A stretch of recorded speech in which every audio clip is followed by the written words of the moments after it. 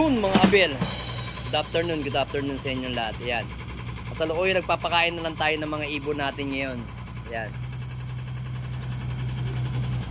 11:15. Ayan, 11:15 ng patanghali mga abel. So ngayon, medyo masama yung panahon. Ayan, oh. Medyo madilim, makulimlim. So ngayon, ang ating problema, gusto sana natin magpalipad ngayon.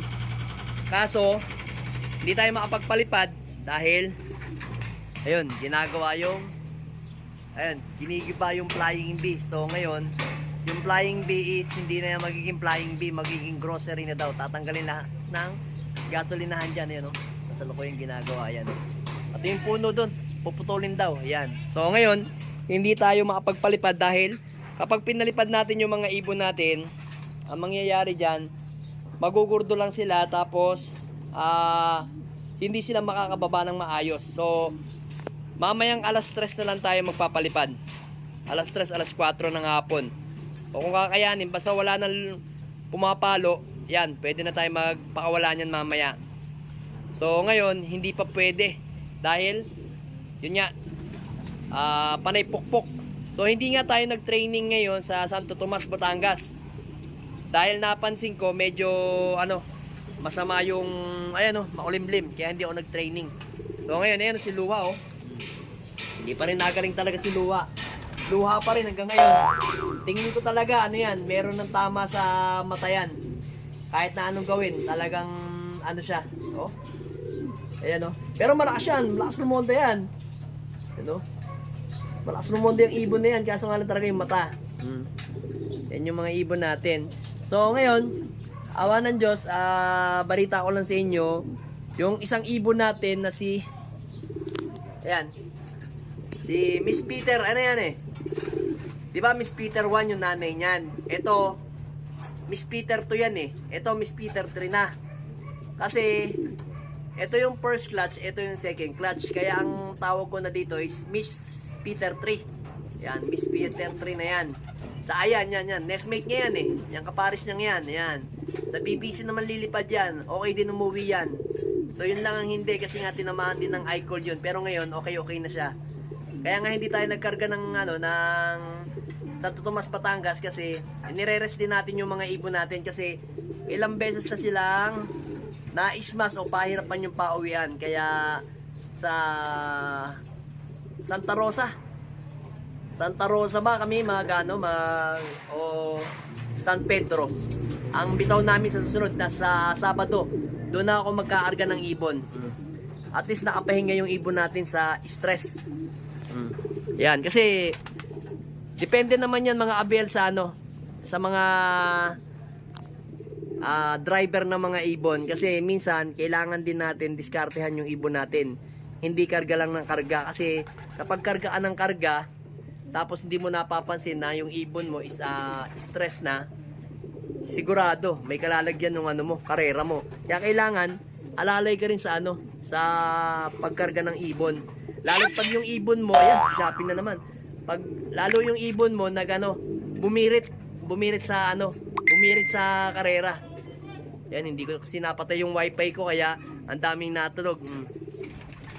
So yun, abangan ninyo mga kabel. Isa na tayo sa sa isinama sa Kalapatids na parang endorser ng Kalapatids mix. So meron nga daw silang Christmas party sa 27. So ako ipinasok ko ni paring Madlalop TV, pare ko na Madlalop TV na kung saali, isa rin ako sa maging endorser ng Kalapatid. So tinitingnan ko pa kung ma-accept ako, pero sinali na nila ako sa GC sana Rinoa para mag-appear na rin dito sa ating screen yung Kalapatid mix yan. Para yun ang gagamitin natin mga abel. Pero kita nyo naman yung ibon natin, okay na, naka-recover na yung iba sa mga eye cold. Meron pa lang talagang iba na yung mga bata na medyo mahirap i-recover kasi nga mura pa yung yung katawan nila mga abel. Pero itong talaga si Luha, ganyan na talagang itsura niyan. Talagang laging ganyan na itsura. Mukhang himatlugin, pero okay naman. So, yun nga mga abel, yung mga ibon naman natin, ito, naka-rank ano to, sa young bird naka-rank, kasi merong, yung fundraise namin, dalawang klase yun. Isang fundraise na kalahatan, isang fundraise na para sa mga young bird. Sa mga young bird, nasa 33 overall to. Sa kalahatan naman is number 67, 68. So, first snap pa lang naman. Hanggang ano yan, hanggang Naga. Ang dulo namin Naga, 5 laps yun. So, tingnan natin kasi mahaba naman yung karera. Pati yun, maganda rin naman ang uwi nun. Yun, no? Anak niya na yun, direktang anak ni Peter B. Mga Abiel, yan, no? Anak ni Peter B yan. Solid yan. So, hindi nga tayo makapagpalipad kasi nga laging kumakalampag yung ano natin, mga kapitbahay natin. Narinig nyo naman, no? Yung hampasan nila ng yero.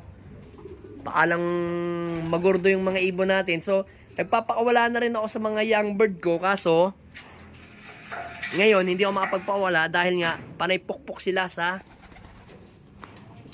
bubong o sa tinatanggal nilang yero. Ayan, kita nyo naman si Juana, oh. Kaya ayaw kong pagtabihin yung babae lalaki. Kasi, walang tigil yan. Kundi, magkastahan lang na magkastahan yung mga yan. So, kailangan nga natin mapigil yung mga yan para hindi tayo mamoblema sa paparating na derby. Hirap. Lalo pa ito, mga Abiel. Sa Sunday, Bangar Ilocosur na kami. Tapos, pagkatapos ng Bangar Ilocosur, 3 Cagayan. Cagayan yung bibitawan namin, Enrile, Alcala, tapos Claveria. Pahirapan yan mga Abiel. Kaya kailangan nasa tamang motivation yung ibon natin, tamang kondisyon, dapat healthy yung ibon natin.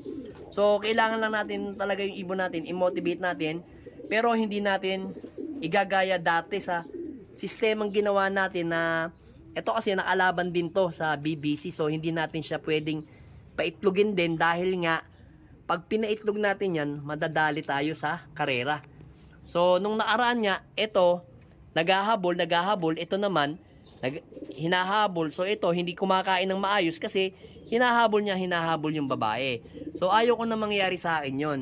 Na gano'n na mangyayari sa ibon ko, ang lalaki nai-stress ng husto, tapos yung babae, nakakarera ngayon, tapos maging itlog, edi baka mahirapan siya umuwi mga Abiel. So, mas mainam na, hanggat maaga pa lang, pagkikitain lang natin yung mga ibon natin, pero hindi natin pagsasamahin mga Abiel.